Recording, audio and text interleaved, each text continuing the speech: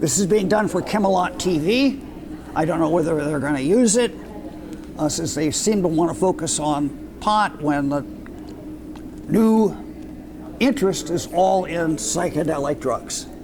I have here with me somebody I have followed from afar since 2014, since the first paper I saw about you guys with the analogs. And I said, these people have caught on and they understand what's going on. And this is Dalibor Sames. Samish. Samish? It's Dalibor Samish. It's spelled like Sames. Dalibor Samish, he's with Gilgamesh Pharmaceuticals and Columbia University. He just did a presentation on Ibogaine in the other room. And first I'd like you to say what you think the future direction of Ibogaine is. Yeah, so I'm coming through our own work and work of many others in the field. I'm coming to a conclusion that Ibogaine and iboga alkaloids are a really unique molecular technology, that it's set apart from other pharmaceuticals and drugs and substances and medicines by twofold reasoning. One, we see that growing repertoire or list of conditions, mental health conditions, neurological conditions, psychospiritual connectivity, that growing list of uses where it appears to have remarkable healing and restorative effect. And two, how it achieves these effects, the mechanism, the pharmacology, if you will. It doesn't follow the classical pharmacological paradigms. It doesn't work by engaging one or two molecular targets, proteins, in the brain or in the living system. It works as if it were a highly sophisticated molecular technology. It tweaks multiple pathways, probably hundreds of pathways, throughout the living system. And so we hypothesized, as it works through mild tweaking of many, many different pathways, there must be some deeper logic that coordinates this complex effect. So to me, it's, I refer to it as antibiotics for neurological and mental health and spiritual health. It's completely a different paradigm. So I think that the future should be, my laboratory has spent 20 years working on it, coming to these conclusions. I really think it's so complex and so powerful that the only right way to go forward is to have an iboga human project, just like genome human project, immunology genome project. We need really an investment of billions of dollars to really study this technology and then transfer it, then save it, transfer it into virtual space, into some sort of a AI space, or artificial intelligence space. I refer to it as iboga intelligence or II. So that is really kind of futuristic outlook, but I'm convinced that's the way to go. That's the most daring goal. But of course, there are interim goals, which is to create ibogaine versions, different generations of ibogaine, to treat all these different conditions that I talked about a few minutes ago. So that's, of course, mental health conditions, addiction, PTSD, depression, anxiety, to neurology, to brain damage, right? Traumatic brain injury, potentially CTE, which is what a lot of athletes and soldiers have. That's repetitive brain injuries. And then now we hear about Parkinson's disease and multiple. That was us. That's multiple sclerosis. Yeah. And I just came back from the Aspen Ibogaine conference, and there was a walking example of a patient who just came from a clinic and had this remarkable effect on wounds, on broken bones and connective tissues. So kind of almost unbelievable. So we have a lot of work to validate in all these claims. But I think we also have obligation to to develop the generations of molecules and therapies that will be safer because ibogaine has risks, cardiac risks and other risks. So I see it as a completely new area in medicine and in AI actually too, to develop these healing technologies. Well, the ibogaine itself was found by, Stanford put in a patent to give it with magnesium. They said it was prophylactic to prevent Toussaint's de point. Couldn't we start using the original ibogaine right now? I mean, we should be using original ibogaine, and there are clinics out there, as you know, that use ibogaine, like clinics in Mexico and elsewhere, and they have their own. Each clinic has their own version of safety protocols. Yeah. So we will need to bring this together, right? Right. Find the right protocol. Magnesium might be a part of it. It certainly mitigates some of these pro-arrhythmic effects, but it doesn't. Well, no, it just keeps it keeps the arrhythmia from killing you as well. Yeah. Right? Well, there is prophylactic, and then there's also treatment mode of magnesium. This is nothing new. It's well known. No, we've been known it for a long time. Basically, that magnesium blocks the NMDA receptor. Yeah, but it's known in cardiology too, right? In arrhythmia treatment, it's a well-known effect. So that patent is going to be, if it's approved, very weak. But that's beside the point. It's one of the methods to mitigate those effects. Well, And the major one also is pre-screening. People will have to. I got a follow-up though. Yep. We just got a new mayor in New York City. I know. He's supposed to be very progressive. His sponsor, AOC, is a big ibogaine backer with Congressman Dan Crenshaw, Congressman Eyepatch. So we know that she backs ibogaine because I went and told her about it, and she added it to her list of stuff, right? Great. That she was for. So we need to tap into the New York State. Yeah. Well, what I want to ask you about New York, we're trying the opioid abatement funds in every state. You have somebody working with you named Hannah Goodman. Yeah.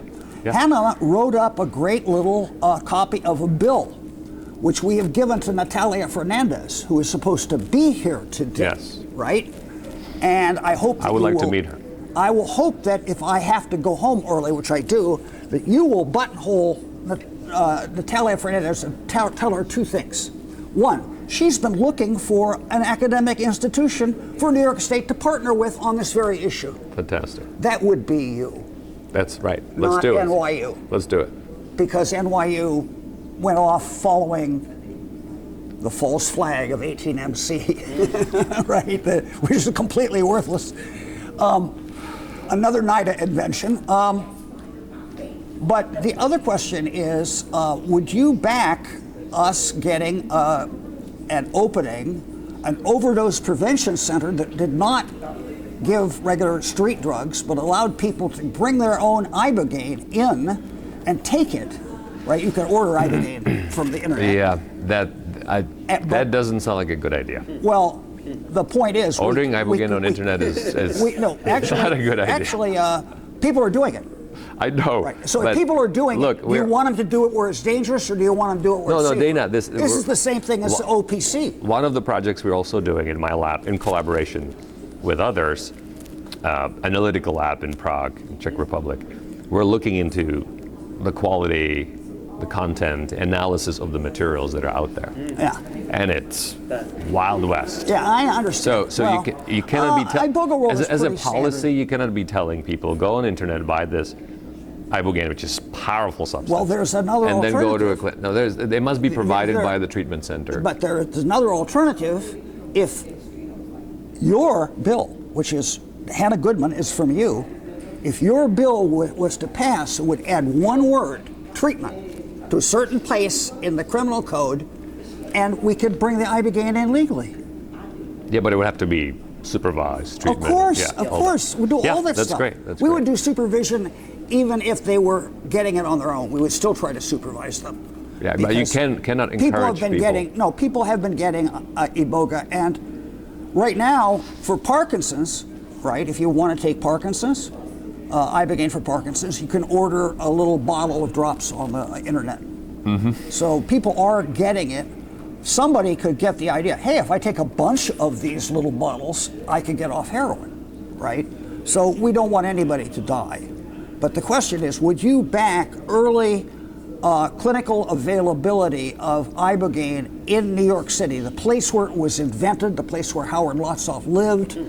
Yep. I mean, the place where Norma Lotsof still lives? No, it would make a lot of sense, historically and thematically. But it would have to be a serious center with cardiologists on the side, ER medicine expert on the side, right? All that, all the equipment that you need to, the safe place where people go and do the treatment. Well, we have people who've given it a bunch of times. And you know Andrew Tatarsky? Yes. Andrew wants to head it up. And we got Zach Reich, who worked with Dimitri Mugianis. He's given many, many treatments. We know from the friends with clinics what to do. Yeah, and we could collaborate with Columbia because there are clinicians who are interested in doing Ibogaine trials. And of course, for us, it's source of data. We would love that for science, right? Yeah, and for developing, that was what developing new molecules. Originally, we wanted to set up a psychedelic therapeutic research center, but it was too expensive.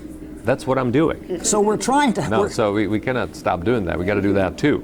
Yeah. So, but I'm not saying stop it. It's just that we tried to get the bill down to a point where they might actually pass it. You know, and that's like $10 million. Well, that's not $50 million. Yeah. So, right, that would be fantastic, and that's not even dealing with the opioid abatement funds, right? That's just no. That's That's another major source. That was the city of New York. See, Mamdani is supposed to provide things for affordable prices. Remember? Yeah. Now I'm going to ask you: people go and pay $12,000 to take Ibogaine at Beyond Clinic in Tulum. It's done by people I know. We could probably do that for about $2,000. With all the bells and whistles. Well, if we had the support and we had like the medical equipment and everything, and maybe like somebody else was paying a little of the money so they could study it, but we ought to be able to cut $12,000 to $2,000. But there's two other ways you're saving money. One, you of course don't have all kinds of diseases that people would have gotten had they continued to use drugs, right? Because that's how people, it isn't even necessarily the drugs that kill you, it's the diseases you get shooting dope that really get you. But the other thing is, those people are going to have to be on methadone or Suboxone for the rest of their life.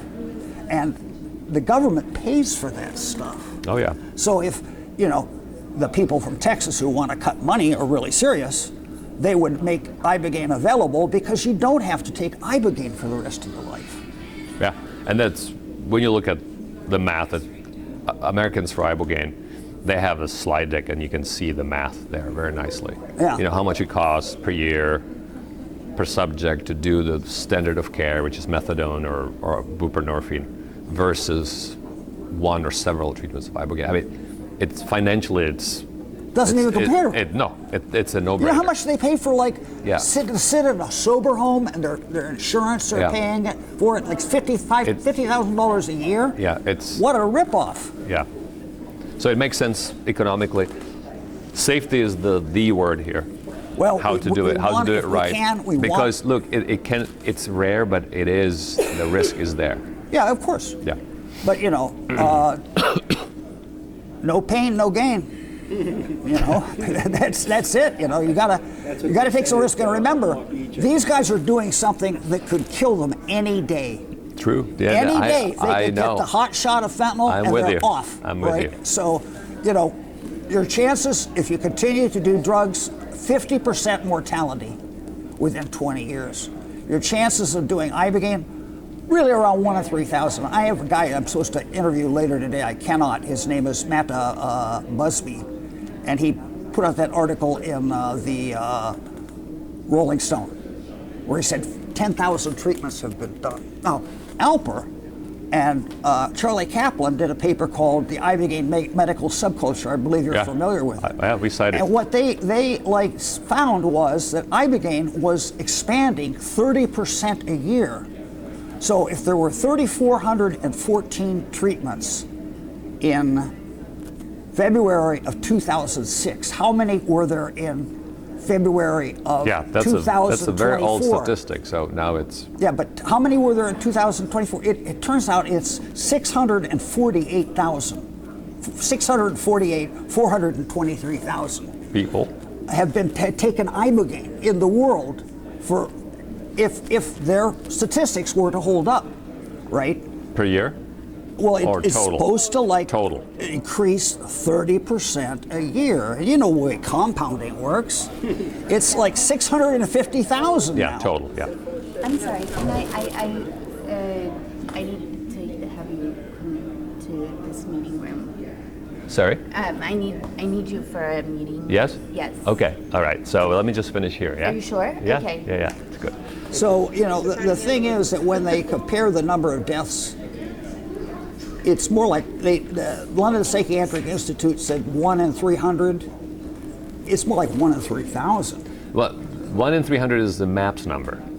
That's what MAPS published, but that's a while ago. Yeah. That's not fatalities. I think that's wrong. That's intervention. I just The think 1 in it's- 300? I thought it was fatality. But that was MAPS, but that was really based on numbers that at that time, which is already a little outdated.